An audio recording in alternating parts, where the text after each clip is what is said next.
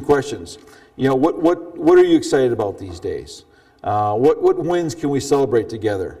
How would you describe your morale these days? What have you done for fun in the last month? How can I pray for you? What's energizing you lately? Those are good connecting questions that you kind of get into people's emotions and where they're at.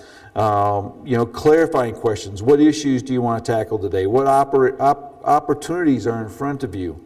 What goals are you working on at this time? What options do you have? What steps are you taking to achieve your goals? What obstacles are you facing at this time?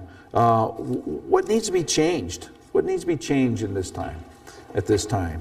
A couple other ones, on committing, kind of moving people towards commitment. What commitments can we agree that will help you move on? What steps can you take in the next month to achieve your goal? What action items would you like to write down? So what will you do now and when? What can you do in the next 48 hours to make this goal a reality? What small step can you take to move forward in that direction? Okay. Again, they're setting the goals. They're setting the goals, and so now you're trying to get them to make a commitment, a tangible commitment. So, when we talk about this, so those are good questions. The opposite to coaching is interrogating. Okay, and so interrogating it's very similar kind of types of questions, but they're easily understood. They solicit one-word responses. They're rapid fire. They're point blank. They're just all about facts, not feelings. And there's no caring going on, and there's actually no listening going on. Okay, there's no empathizing going on. And so you want to just be careful that you can easily move into the interrogating mode rather than the coaching mode by asking the wrong questions. Okay. One of the things that we talk about is, we know there's like a scorecard. There are raw numbers that we need to know in the coaching relationship. And back in the early days of our movement, we were a bunch of driven leaders, and so we were first couple questions were, so what did you have Sunday? All right, what was your offerings? How many baptisms you had? And how old's your church? So what are you doing right now? So basically people just get the facts, no feelings. And we still get those in the coaching relationship. They're important in the coach, but we don't ask them right out front.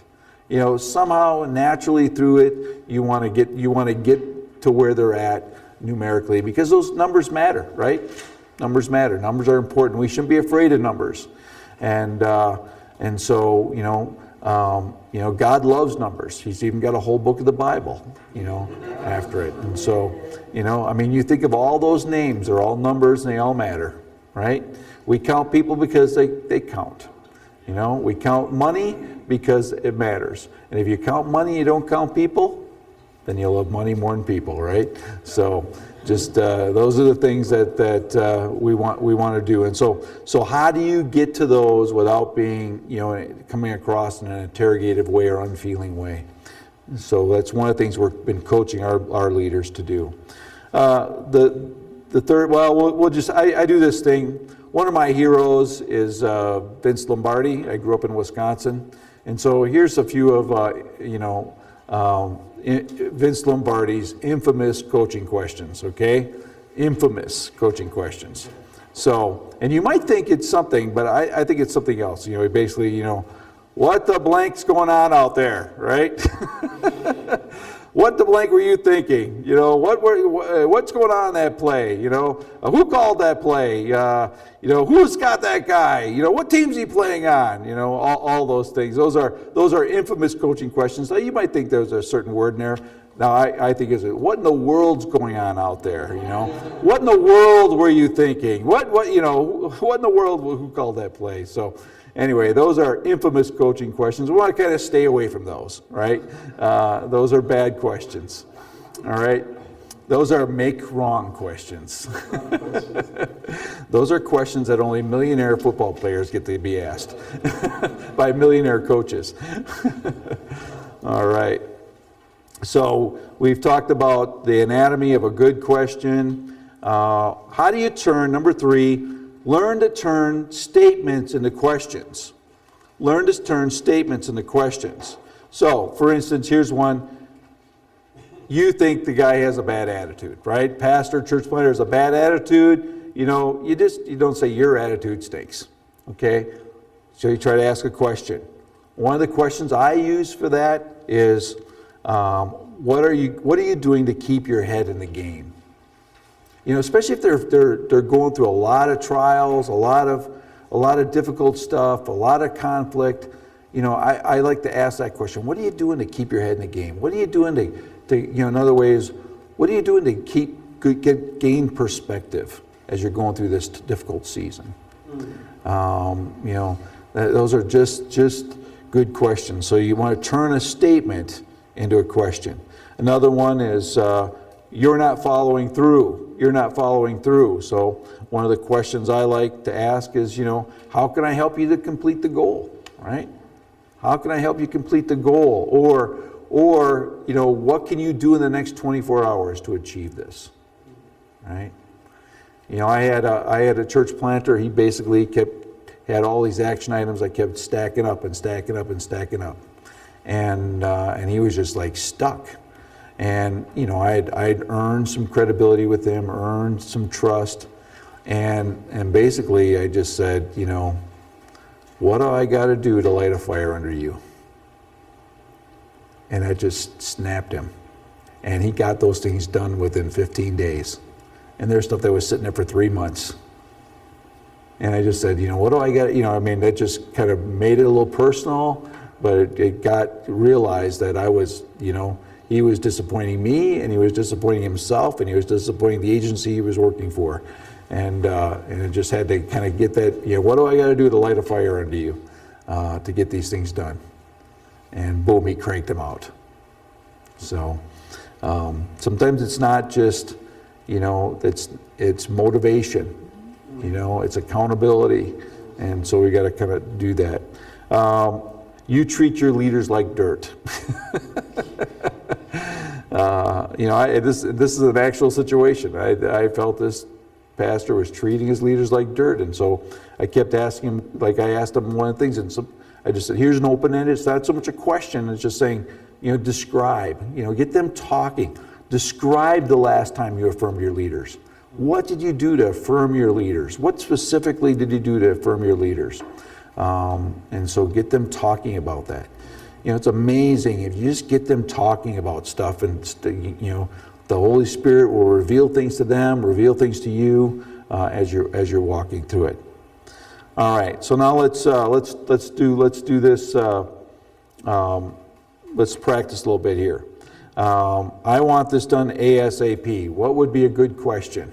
How do you turn that statement into a question? How quickly do you think this can be completed? Okay, good. All right. How quickly can this be completed? All right, what's some other ones? Get another one? What might we be able to do to expedite a quicker solution right now? Okay, all right, great. Right now, this is important, needs to be done right now.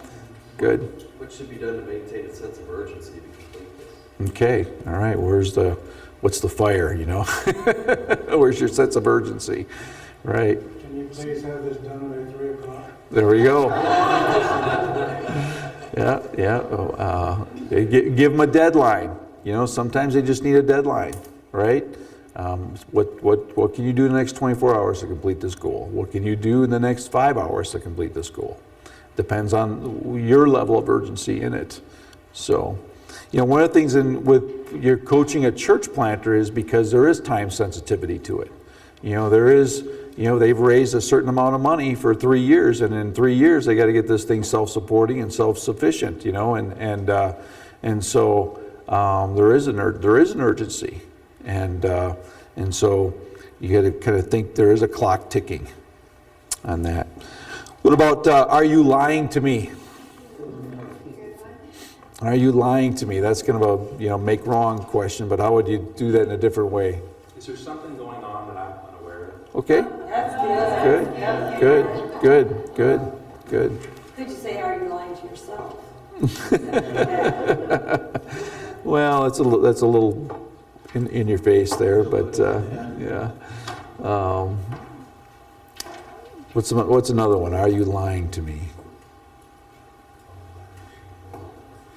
Well, one of the things. You ask them for facts Okay, try to get the concerning the matter. get the facts of what's going on. Okay, right. Help me understand the background to this. Right. Yeah. What are we missing? There we go. That's a good one. You may want more than one for that. Yeah. Right. There's 3 ways to say it. You need. I mean, that one you really have to. Another one is to bring others to it. What would others say about this situation? Okay. What would others say about this situation? What's the other person's viewpoint? Yes, sir. Have you read lately what happened to the water?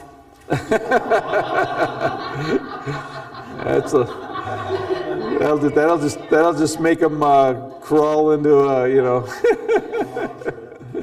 Yeah, my daughter, Revelation 22:8, right? Liars go to hell. That's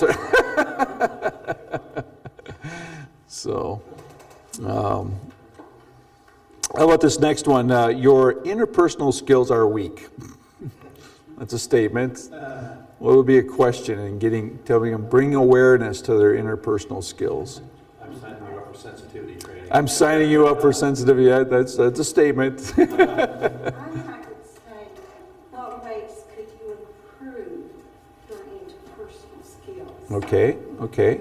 So what ways could you improve your ability to relate with people? Okay, good. How can you encourage those who are working with you? Okay, good. Have you seen a pattern in how people respond to you? Yeah. One of the things I try to do is, if someone's not having success in recruiting people, or in their fundraising tactics, I try to have them rehearse. Tell me how your last, like I had one guy, he did an evangelistic appointment, and the guy knew it was an evangelistic appointment, and I said, just describe to me, tell me, briefly how that went. Describe the meeting. And as he described the meeting, he was actually using the journey guide, and some of you guys have seen the evangelism tool they have. He was using it, and he goes, yeah, I went to lunch with this guy, and he said, oh, it was just really disappointing, and so I said, well, describe how it went. So I said, we had lunch, we did chit chat, we talked about this and that and this, and the guy knew it was kind of an evangelistic appointment, and so he says, and then he basically says, and then at the end, he had to leave, and I just gave him the journey guide, and he went away. And I said, so I basically gave him a little coaching. I said, the guy knew what you're meeting for. In the first 15 minutes, you need to pull out that journey guide and talk about the spiritual journey. Don't be afraid to do that. You didn't, at some point, you were uncomfortable making that question. The guy knew you were a pastor, he knew why you were meeting, you had talked about it. And so I just said, immediately, right in there, you need to start doing that. So sometimes you can just have them describe a conversation that they had, or describe how people relate to them, or describe actually another one would be what their wives say or their spouse says about that, So another one would be something about their weaknesses, do they understand, some of their relational weaknesses and strengths? What are your relational strengths and weaknesses? Be another one. Okay. And that's one of the things that you want to that's one of my sayings: maximize your strengths, minimize your weaknesses. That's what we're always doing, and sometimes we minimize our weaknesses by bringing other people around us and with us, okay, and certain appointments. That's unethical. What would Jesus do? There we go. Let's solve this problem without thinking about it. Yeah. Is this ethical? Is this ethical? Yeah. What kind of ethical issues does this raise? Oh yeah, there we go. There you go. What kind of issues does it raise? Ethical issues, right? Right. That's a good one. Very good question. Yes. Say, did you consider this, whatever the ethical issue is, did you consider this Mm-hmm. when making that decision? Yeah, yeah. Something about consequences. If you consider the consequences to this decision, you know, do you feel this might be crossing a line? So. Or do you feel this best represents Christ? Okay. Okay. All right. So, so that's one thing, just learning how to turn statements into questions. Number 4, be a collector of good questions. How do you get good questions? Reading, reflecting, recording. Steve Ogney said, people who teach or preach focus on what they will say. Good coaches spend time thinking and praying about what they will ask. Okay? And I think that's a critical piece. And so, you know, reading, you know, I picked up this book for $4 on Amazon. It's a coaching book.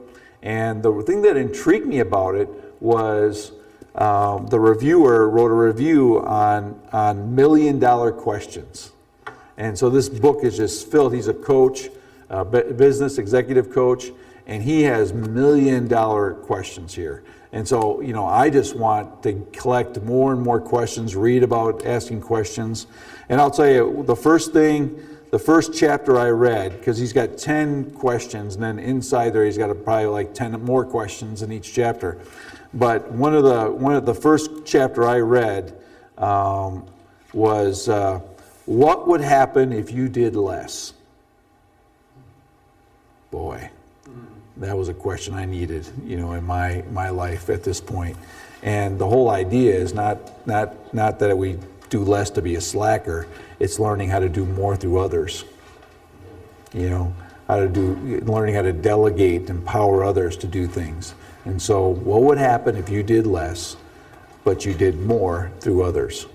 And that's really the gist of the chapter. And so that. It's called Tales from the Top, and I'll pass it around. You guys will pass it around, take a look at it. But you can get it on Amazon used for $4. So I always buy the used Amazon books. Just reflecting, praying. You know, sometimes you go through your coaching sessions and they've answered some of those initial questions, and just praying. You know, praying and relying on the Spirit to lead you and guide you through your conversations, through a coaching appointment. And what are some more questions I need to ask? Because every coaching session will have 20 or 30 questions, you know, as you kind of probe and kind of pull things out of people. Recording them, you know, just like you collect good sermon illustrations, collect good questions. You know, that one will hang with me for a long time. What would happen if you did less? So, then the other thing about skill for asking good questions is don't be afraid of silence. Don't be afraid of silence. Here's my thoughts on that. Asking relevant questions is like holding up a mirror to their actions and decisions, so that they can see for themselves whether it is the right thing to do. When you break the silence, you take away the mirror and you spoil the coaching process. Get that? When you take away the mirror, when you take away the silence, you're breaking the mirror. And you know what happens? The reason why we get uncomfortable. Right? And if you're going to be a good coach, you can't be afraid of silence.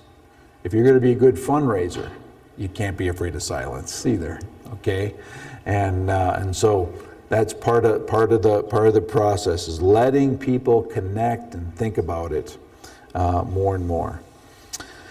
Okay, just you know, some of the benefits you can see versus asking versus telling, connecting and asking. We establish rapport.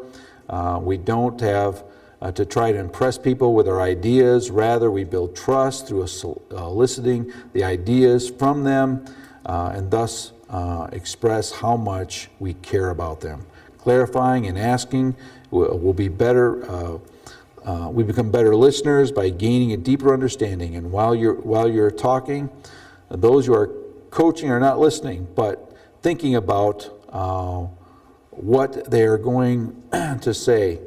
When you ask questions, you make those you are coaching think in the direction you propose. Committing and asking, there is a higher level of motivation and deeper commitment to action. The right answer will not always be imposed by you, but it will be found and owned by those who you are coaching, thus creating a positive movement towards growth and impact. Okay? All right, so that's the key thing there on asking good questions. We're going to take a minute. Do you guys need a break? A little break? How are we doing on time here? Because I've got another coaching session for you where you're going to do the interactive coaching. So let's just keep pushing forward because I can't see what time it is. Is it quarter after? Yes. 2:10? Okay. Let's take 5 minutes. 5 minutes. Stretch. Basically, GROW is the acronym, and it stands for, G for goals. What's your goal? R is reality. What's the reality of the situation you're in? O is options. What options do you have? And then, lastly, W is what will you do? What will you do? Okay? And so when we look at this, this is really helps us go from the clarifying stage to this tool is a great process of going from clarification to commitment. And so this is one of the tools we use. So goals are, what do you want to achieve in this coaching relationship? What are there's this whole SMART goals, and we have a whole on page 20. You can kind of see what a good SMART goal is. It's it's specific, it's measurable, it's attainable, it's realistic, and it's timely. Or somebody says also it can stand for tangible. It's something tangible that can be completed. And so you want to work through, you want to measure those goals according to this acronym. It'll be really helpful when you write those goals and start to achieve them. Reality, let them tell their story, invite self-assessment of what's happening and what needs to happen. What's the current reality of your situation? Why haven't you achieved this goal already? What's really stopping you? Do you know anyone who has achieved this goal? What can you learn from them? Again, it's just these are questions that help them uncover the reality of their situation. Okay, I'm stuck at the 65 barrier. There are growth barriers in churches. There's a 35 barrier, a 65 barrier, a 125 barrier, and then a 200 barrier, and then a 400 barrier. And those are just sticking points for churches, because the difference between a church of 25 and 45 is light years. The difference between a church of 55 and 75 is light years. The difference between a church of 100 and 130, 140 is light years. It just feels different. And so, part of the reality is, maybe they're stuck at a barrier. And so what are some things we need to do is to kind of uncover that maybe they didn't know that was a barrier. And so, helping them uncover the reality. Okay, you're facing the 65 barrier. Okay, well, here are 10 things about that barrier and why churches get stuck there. That's part of the resourcing piece in that. So, and then you come up with options. What can you do first to overcome that barrier? whatever it is, that issue in your church, or what else could you do, or what would happen if you did nothing, right? Like, it's interesting. And then basically getting down to gaining the commitment is, what will you do? What will you do? Where does this goal fit within your personal priorities at this moment? That's a great question. You know, what obstacles do you expect to meet? How will you overcome them? How committed are you to this goal? What steps do you take to achieve the goal? And so again, getting that specific action items is real important. You can see that there's a goal worksheet there that you can do with people, and then I always like to just evaluate your goals, the goals you set, by using this little SMART acronym. I think that's really a good tool to use. All right. So that's the GROW acronym. Now, what we're going to do is give you a coaching exercise here. Real life stuff. This is no mock stuff. We want real life stuff that you're going through. And what I'd like you to do is to get in groups of threes, this can be mixed with men and women together. And what I want you to do is we're going to have one person being the coach. Okay, so take some of these skills: listening, asking open-ended questions, and maybe even, you know what? Just use this GROW worksheet. Okay, just use the GROW worksheet, and this acronym. And what I want you to do is, then I want one person who's being coached. I want you to choose a real-life situation. Okay. A real-life ministry situation, or it could be a personal situation that you're dealing with, and here's an issue I need coaching on. Okay, so kind of identify the issue, right? What's the goal? What do they want to see happen in light of this issue? And what kind of uncover some of the realities of the situation? What options do they have? Kind of go through options, and then get down to making that specific action item. What can they do in the next day, next 2 days, whatever, or the next month, depending on whatever it is.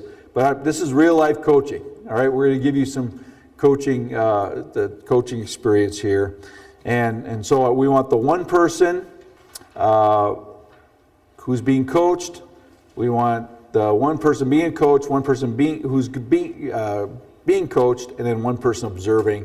We want the observer to write down some of their thoughts. Okay, so here's some examples. You know, struggling with a family issue, ministry difficulty, idea for an upcoming event or opportunity, a skill you'd like to gain and improve in, maybe some spiritual theological issue that you're working through. Okay, so here's kind of the schedule. All right. So we're going to give you, about 15 minutes here, about 20 minutes, and then we'll do some wrap-up stuff. But get in your groups of three and follow the outline here. Okay.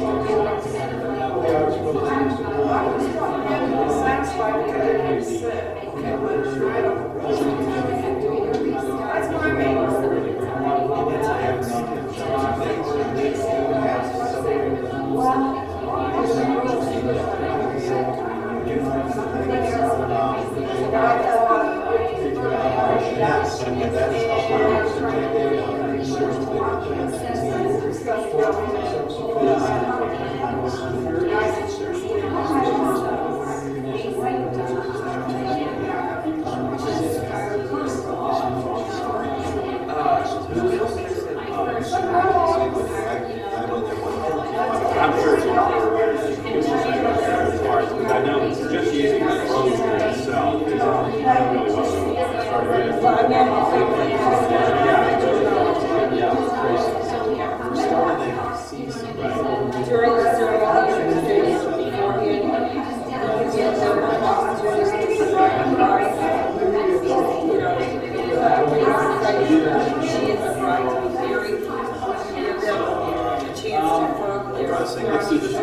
During the ceremony, I'm trying to figure Who's being coached here? I'm being coached. Okay, and you're coach? All right, good, great. So what, in this situation, would Who's being coached here? Okay, all right, and you're the coach? Team effort, but I'm coaching. Okay, and you're he's observing. observing. All right, great, Right. good. It's going great. Okay. Who's doing the coaching here? You're coaching? You're being coached? Yes. All right, good. We're in a real life situation. There we go. That's great.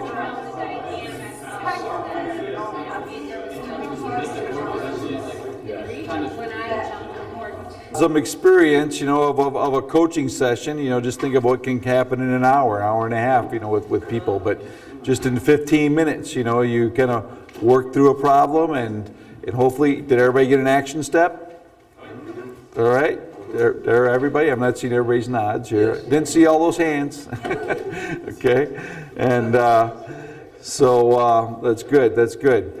Some of the observers, what are some? How did you get? You were kind of silent writing. So, any observers want to talk about what they saw in this experience?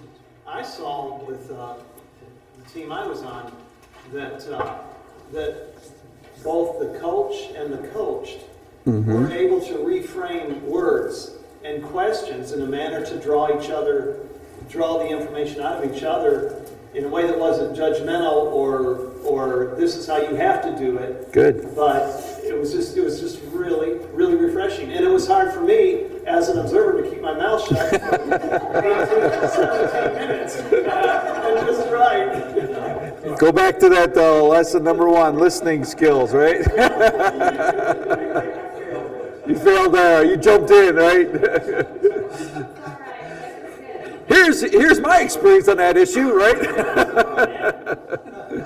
All right, good. Yes. I thought, Gary, I had an opportunity to be an observer, and it really was refreshing to know that as an observer, all I had to do was really listen, which was really awesome. And I found out that my daughter was Anthony's coach, but she was able to ask good questions, and our brother was able to share very personal things.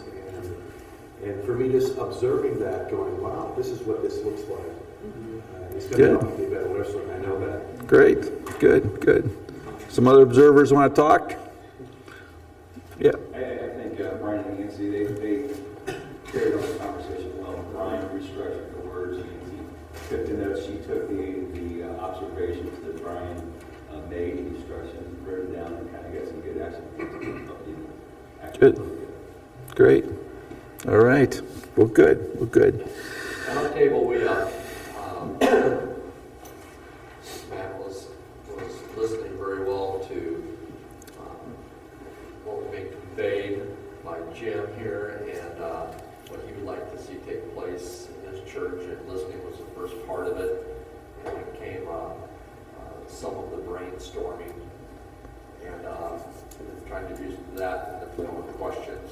Good. rather than just do this. But Mm-hmm. and then the action points on a practical basis.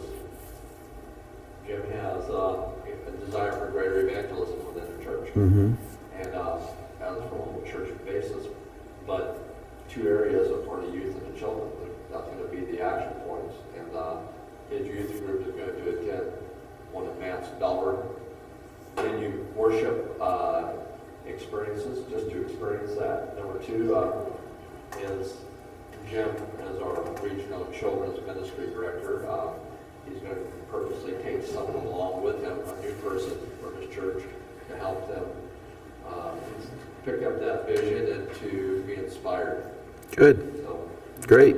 All right. Good. Any other observers? One of the things that, and this is a little off a sidetrack here, but what I'm learning here, I want to pick it up, as far as discipleship in the church, boy, this would be something good to put this on a level of discipleship. Oh, yeah. Because, when you get people in, pastor, his job is to, equip the saints for the work of the ministry. Mm-hmm. But if they're not doing it right, Mm-hmm. if they're not asking the right questions, Right. and I'm thinking, this could go on that scale of discipleship in the church that would be Yep. so neat, so good, just so helpful. Right. Right. Yep. That's great. That's great. Yeah. One of the things that we just did we tried a different way of doing our first steps training, and we did over a 4-day experience. And we actually, I'm really sensing the next generation of leaders needs hands-on stuff. And so we actually took them out prayer walking. We actually took them out doing servant evangelism. They went to a church plant, and they got up on the setup team, got there at 6 in the morning, and depending on which plant they went to, and they were on the setup team, and they observed and, different things of that nature. And then they met with the planters afterwards and talked. And one of the things that I did this time is I have some discipleship lessons that I've written. They're 1-page piece of paper that someone can do. I designed them to be done in 45 minutes. And so I actually took the planters through that. And because I've talked to so many of them who don't know how to do a 1-hour mentoring session. And with some content and basically like a coaching guide. And so, those are just key issues. And so having the right tools along with the skills, is really, really important. So, yeah. But yes, sir. I think the whole idea of preparing, having these questions is so important. I'd been a church planter, a successful church plant, and I went through some training and was assigned to be a coach. But there's a situation where I don't think I did a very good job because I didn't go prepared enough with questions and this kind of stuff in mind we were going through, and plus he was kind of him and his wife, him or his wife was kind of almost a know-it-all, we already know this and we're doing the ministry nobody else has done, so nobody can tell us what to do anyway. But had I had the right type of questions and known how to do these skills, I think it would have been much more productive than Sure. a lot more. Good. Well, where our time is quickly flying by us here, but I want to just give you a few things. My flight's not till 7 o'clock, so, and I know I want to be sensitive to people who need to drive and move on and stuff. But I just want to give you a few things. I'll show you how the rest of the resources here. On page 21, you can see some of the issues. One of the things in First Steps, we talk about there are, oh man, okay, I could have messed up my PowerPoint, got messed up there. But I don't know if it's in here or not. Is it in here? But there are basically 6 stages, and the first stage is relating with God and others. Or the introduction to the book, we talk about that. Then stage 1 is really spiritual formation issues in the life of the planter, their spiritual disciplines, their commitment to prayer, developing a prayer team, intercessory team, and then fundraising. And so those are critical issues in that stage. Stage 2 is when they get on site and they're there and they begin networking, and how do they, so there's 5 critical issues there. Stage 3, building the launch team, you can see those. And so these are just help you kind of highlight some of the issues. Now, one of the things, if you're going to be coaching church planters, we really encourage you to go through the First Steps training. And we have our guys, our coaches go through it every other year. Every 2 years they go through it, because we're always learning new things as we do this. But stage 4 is designing their public service. What will their worship services look like? What will be some of those initial ministries? Stage 5 is how are they going to launch the church? Are they going to be more incarnational? Are they going to be more attractive? Or are they going to do a combination of those things? And number 6 is then how are they going to establish the new church? Yes. Very quick question. If there are some folks here who have not been through the first steps and would like to go through it, how do we find out where that? Well, if they you can go to the Your Journey site and sign up for our newsletters, and I have all the dates there, when I'm teaching it and where. Okay. So, do you yep. have any within the next year? We have one in September coming. September 14th to the. So it'll be a 4-day. Yeah, that's the 4-day one. Yes, and then. Where is that, Gary? That's going to be in Chicago. That's going to be at the Missio Dei Church. So, but I will. Here's the. If you go here, there's another way of getting this too. If you go to my website, Your Journey Resources, you see the tab that says Free Webinars. This is another way for self-learning. Basically, I have all these are free for you to take a look at. The First Steps, there's 10 webinars here on First Steps, or 8 or 9 webinars on First Steps. And so all you have to do is go there and hit that, and it will,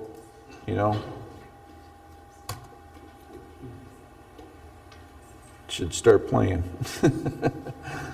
So that's so those are an hour in length.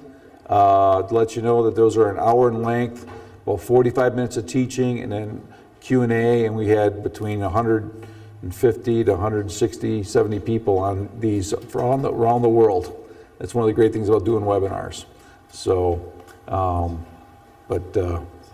yeah. So that's on the Your Journey Resources website, and you can do that. Let's see.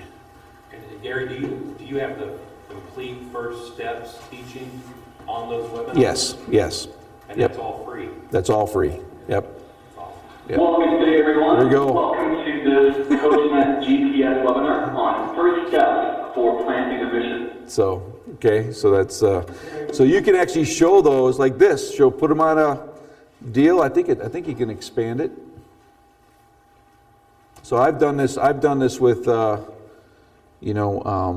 with different leadership teams and that. So Church, we appreciate you taking an hour of your time to show. Okay, so that's part of it. Yes. Also, you can buy the manual. Yes, you can get that on our website. You can buy the manual on the website for all the stuff there. I suggest that you have the manual for whoever's going to go through the webinar. It's a great resource to refer back to. Yep. When necessary. Yep. And then let's see, where are we here? Free. So all of them are on there. So basically, there's actually 7 webinars. Well, I think 8 webinars. There's the overview. There's stage 1, stage 2, stage 3, stage 4, and then we do stage 4A. Well, with first we talk about designing your services, and then the second one I talk about just on preaching. There's a whole one just on preaching in a new church. And then that. So that's all available. It's one of the ways as coaches you can get familiar with that. And then there's actually, just for you to look at, there's church health webinars. This is the next steps, which I'm going to be coming. It's going to be here or some. November. Is it going to be here or some other location? Okay. So we'll be doing a 2-day event here and just going through next steps, here or somewhere in Ohio. That would be my guess. And but those are 10 webinars. I just finished those. I try to do a series of webinars from September to October. I'm actually working on a next series on just leadership stuff. So they're on there. If you want to beef up the evangelism, there's three webinars on evangelism that I've done. Like one, how pastors can increase the number of spiritual conversations in their lives. So that's one that a friend of mine who has a website called Evangelism Coach. I always try to do it in partnership with somebody, and so that's available. Again, those are free for you to look and use with your teams and of that nature. So those are just that's some of the online stuff that. How's that work? Oh, there we go. So that one was an hour and 30 minutes. So see how that one sounds. If you look at page 23, you'll see key milestones in a church plant, pre-launch milestones, post-launch milestones, first anniversary, kind of within their first year, second year, and third year. You can see those are things that we kind of use in our movement to kind of guide our planters through that. Because again, church planting is time sensitive, and so you basically got 3 years to see this thing become self-funding, self-governing, self-sufficient, and self-propagating. And so giving them that it really is, it's a little different than life coaching. This is really, it's performance coaching, because you're trying to get them to perform a task. And so it's a little more intensive. And I like to look at, if any of you played sports, I played football. And when I played football, my coach taught me how to do a 3-point stance, right? He taught me, and the way he taught you is that you did it and he tried to push you over. He would slap you on the butt, he would hit you on the helmet, he would say, you're not right, you're not standing right, and the trick was that he wasn't gonna kick your hand out and you fall flat on your face. It's a real balancing thing in that, and so it's hands-on. And so in church planting, it's more hands-on performance coaching because it is time sensitive. Okay, there is an urgency. And typically, we have our church planners try to raise at least 3 years support, to cover them during that time. And so it's going to run out. And so there is a time sensitivity to it. So, all right, let's see. Well, this one's taken a long time to get that one going. But then I wanted to show you, let's see, a couple things, just how to grow as a coach, number 25. And so, evaluate your coaching skills, self-assessment on connecting, clarifying, committing, get feedback from those you coach.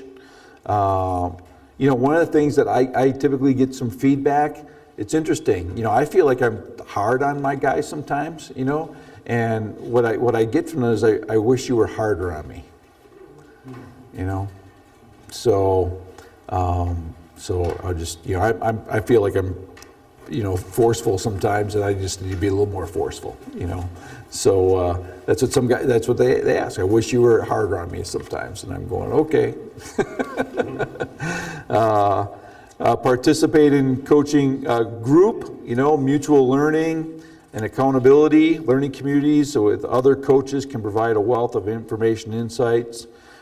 We have, on a monthly basis, my coach of coaches does a conference call with all the coaches, and they get on it, and they work through some of the issues. They kind of report and reflect on what they're learning in their coaching environment.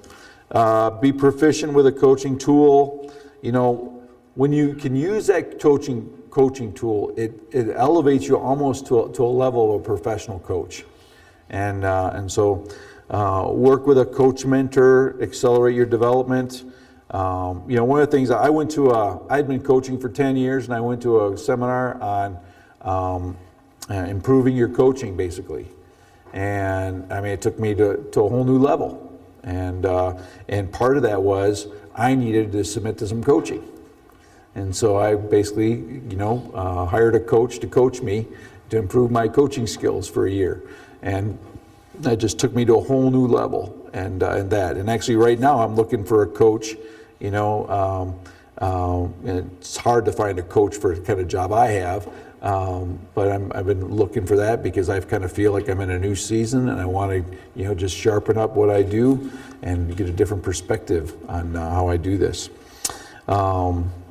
And that's why I read that one book. There's a great chapter in there. How do you run your business without letting it run your life? You know, that was a great coaching question. You know, and so I kind of read that through stuff, but I've been looking for that.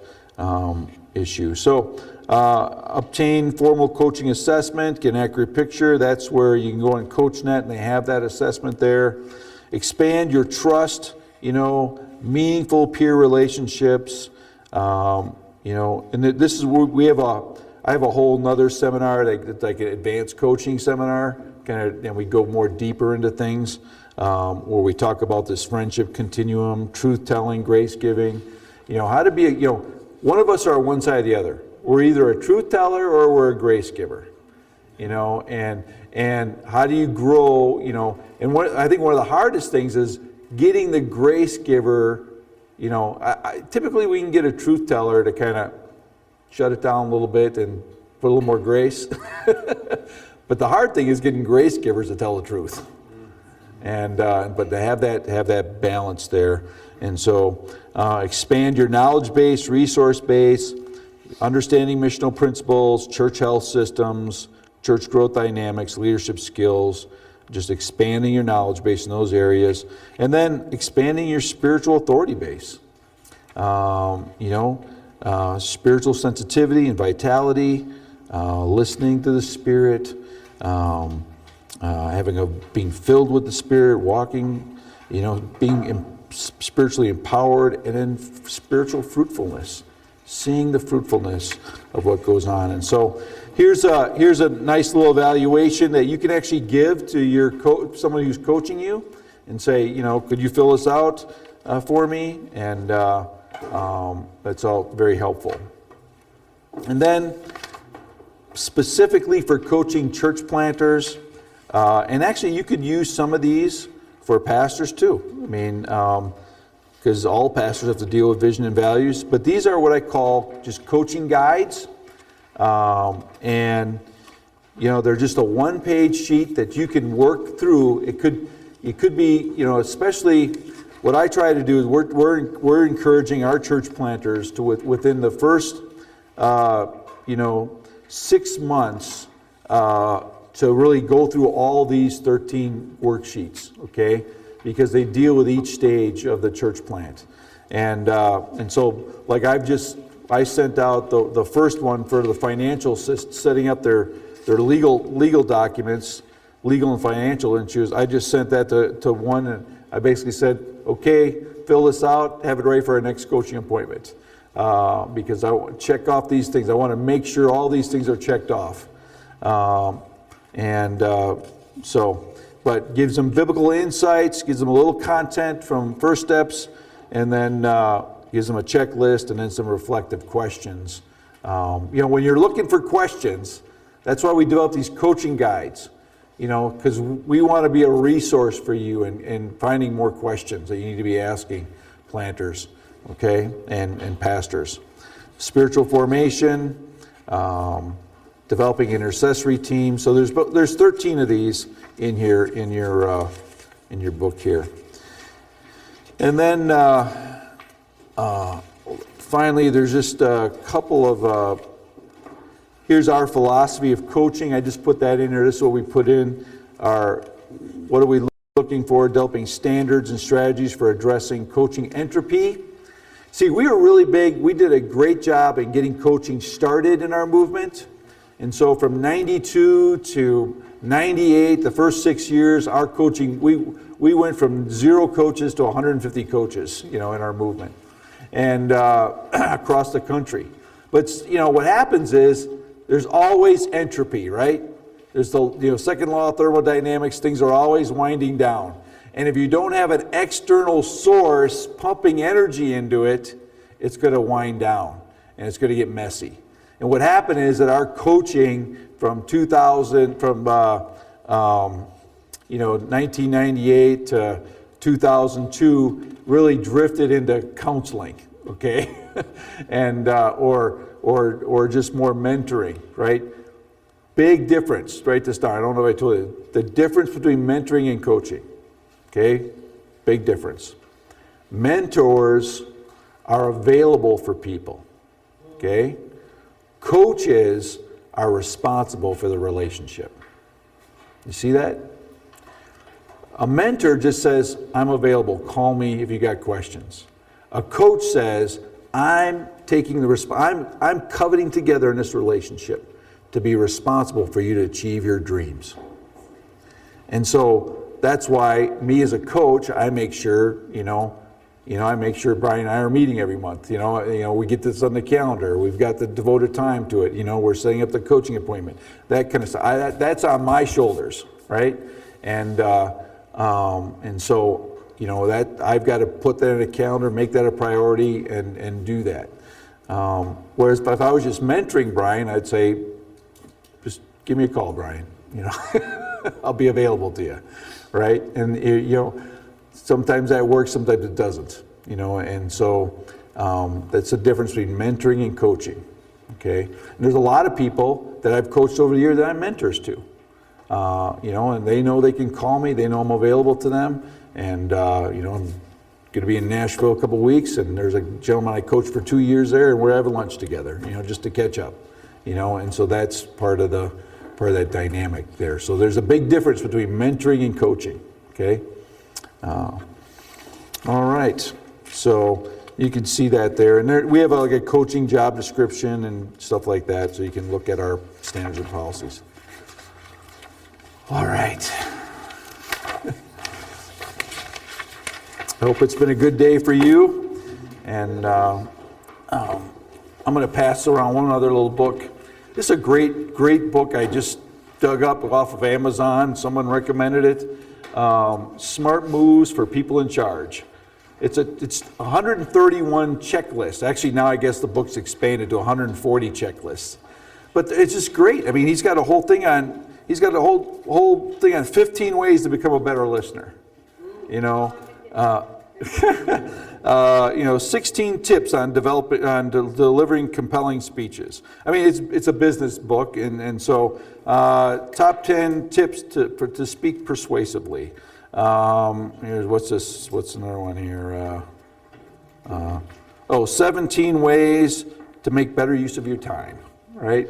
So I actually use this with our staff and give them lists like this to do and for their self-improvement, but you can take a look and write it down. But again, see, that's just a resource you find and a resource you can share that's going to impact people's lives. I mean, and maybe one or two of those ideas could be that apt word, right, for them in their life and their setting. So I was dealing with one. We're not recording this anymore, are we? Okay. Yeah, we're all done. Hello, goodbye.